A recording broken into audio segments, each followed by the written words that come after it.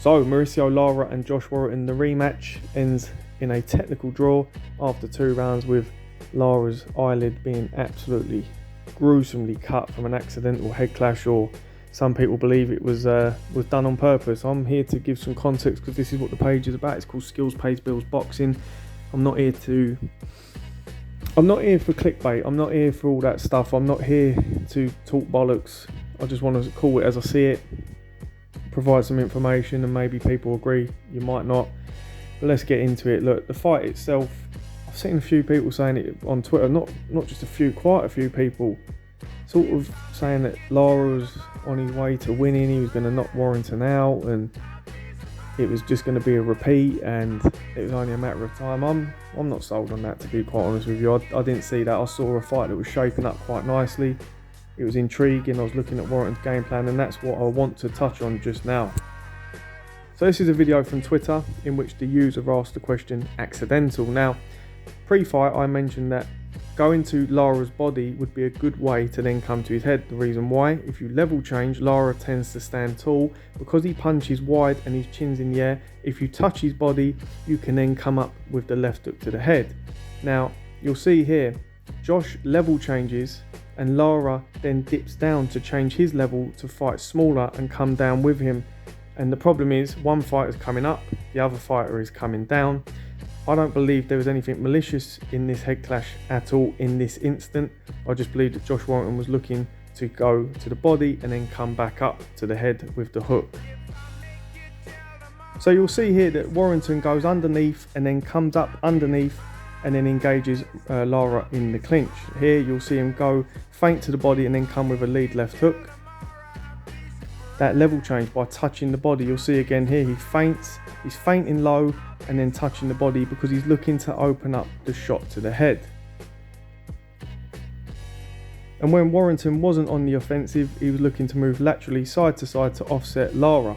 By doing this, making it difficult for Lara to be offensive. You'll see here, as he jabs, he steps back, he drops off, and he'll dip, level change, and go underneath to try and engage in a clinch. Lara then complains about a head clash. Now, whilst it's not the most cleanest of work, this is simple nullifying tactics. You level change, you go low, you step in low so you're nice and compact, and then you get underneath and you go with the underhooks or the overhooks to stop your opponent punching. Again, both fighters looking to come over the front foot, one going to the body, the other looking to load up with the left hook to the head. Here I do believe Warrington was reckless. You'll see a jab and then he follows in with his head. I thought that was poor from him and reckless, but again, you'll see here, both fighters dip down. They both come over their front foot in order to punch, and they're both meeting each other with their heads. Both of them are heavy on the front foot when they are throwing punches. It's as simple as that. They're not the most balanced technicians.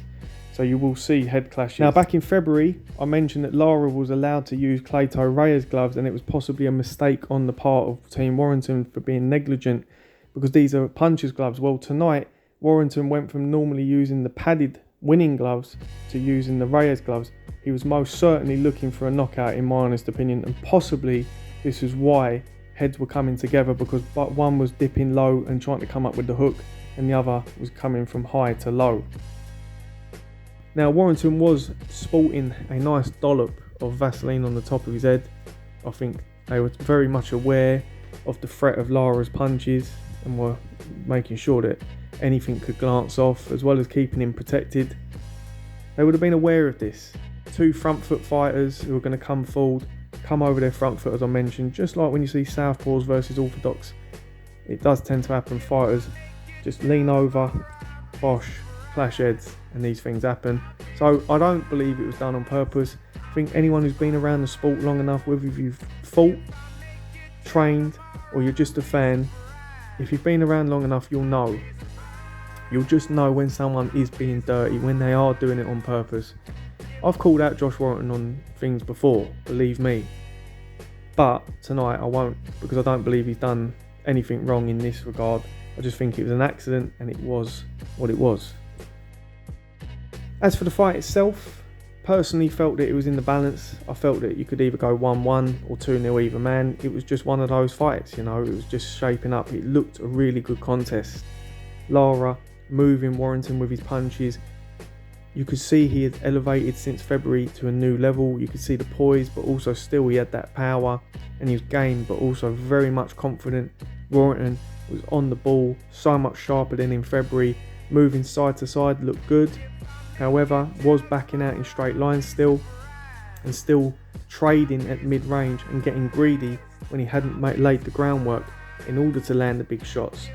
I think it had the makings of a great fight down the stretch, to be quite honest with you. Especially, it was one of those fights that I think could have been an attritional battle, but ultimately ended far too soon. Now, this is where we get to the cut, and the reaction on Twitter is rather amusing.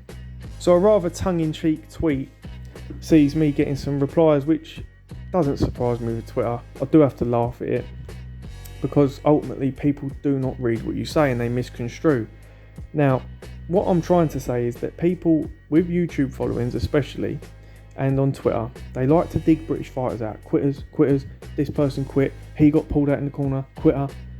Ultimately, Lara's just been pulled out in the corner, and him and his team have made it very much known. You could see it. You can see it. That in the corner, they didn't want to continue. And rightfully so. It was a terrible cut.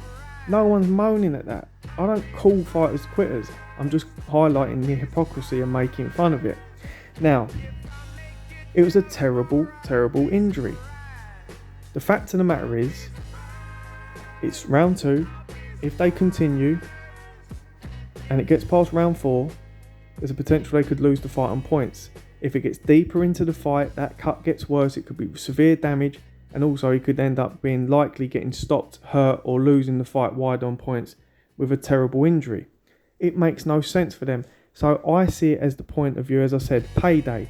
They see it, we've fulfilled our obligation, we can get out of here with the draw, and also we can come back again, more money, because now we can come back to the table and say, well, we fulfilled the obligation, we want more money if you want to fight us again. It makes sense. I'm not having a go at Lara's team. People are saying that they called the ref over and that the ref stopped the fight, because no, the doctor stopped the fight, and the doctor spoke through the translator, and the translator was listening to Lara. Lara clearly didn't want to fight. He spat the gum shield out. I'm not moaning. It's common sense. We've seen Ivan Calderon do this over the years. For me, common sense prevailed. But what I will say is, keep the same energy. There's too many fight fans, or so-called fight fans, who like to crap on fighters they don't like, and they take personal vendettas and will move the goalposts consistently to suit their agenda. Tonight, a brave fighter who gets in there, has had a terrible eye injury. I've got no problem with that, but keep the same energy for every fighter. Can't be one rule for one and then another for the other. Ultimately, Lara suffered a terrible cut and the right thing was done. But what I will say, and this is why I highlighted this, his corner and their behaviour, nothing wrong with it. But if that fight was in round 7 and he was losing clearly, do you really think they would proactively seek the referee to come into the corner to look and then get the doctor, and that Lara would then speak for the translator and spit his gum shield out in order for the doctor to tell the referee to call the fight? Of course not. Of course not. Ultimately, they saw the circumstances and they took their way. Not a problem. You live to fight another day. A man's got to do what a man's got to do. That's all I'm saying. This might resonate with older fight fans, but hark back to the days of Denny Mancini, and even with Mick Williamson, and how cutmen would get in the way of the doctor and force the doctor around to the other side of the corner so that he couldn't get a clear view of the eye. The fighter would make sure, no, I can see, I'm fine. The body language tonight was completely different. Nothing wrong with that, because the fighter understood the circumstances. But all I was doing is highlighting a point of hypocrisy in the boxing community. Now, some of you might not like this video, but I've just got to call it as I see it, folks. Anyways, let me know your thoughts in the comment section below. I would say like, share and subscribe, but I've got a feeling there's going to be plenty of dislikes on this video. All I'm trying to do is trying to give some context. I hope that you can see that. Thank you for watching. Have a great weekend, and I'll see you soon.